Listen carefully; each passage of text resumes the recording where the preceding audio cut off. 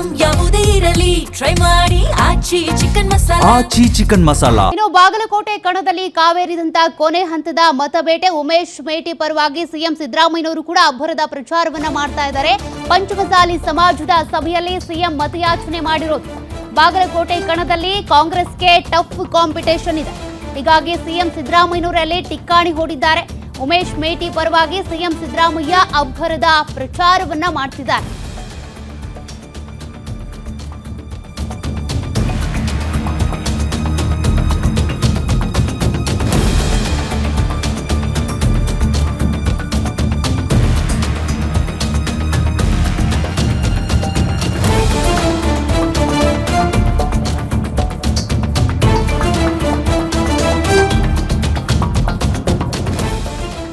ಪಂಚಮಸಾಲಿ ಸಮಾಜದ ಸಭೆಯಲ್ಲಿ ಸಿಎಂ ಸಿದ್ದರಾಮಯ್ಯನವರು ಮತಯಾಚನೆ ಮಾಡಿರುವಂತದ್ದು. ಶಾಸಕ ವಿಜಯಾನಂದ ಕಾಶ್ಯಪ್ಪನವರ ನೇತೃತ್ವದಲ್ಲಿ ನಡೀತಾ ಇರುವಂತಹ ಸಭೆ ಇದು.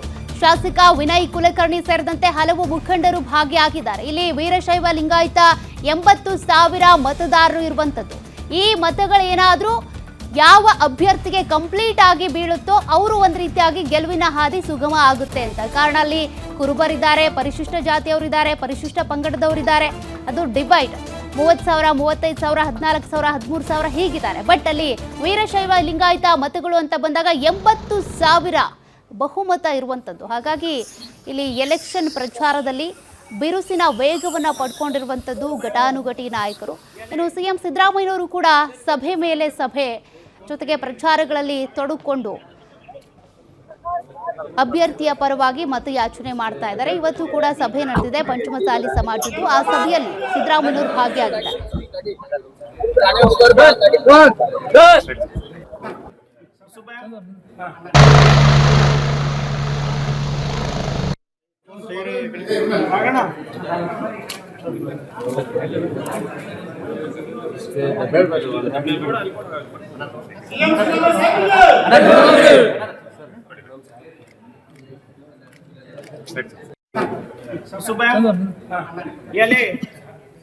इधर इधर इधर सामने देखो फोन सही आगे ना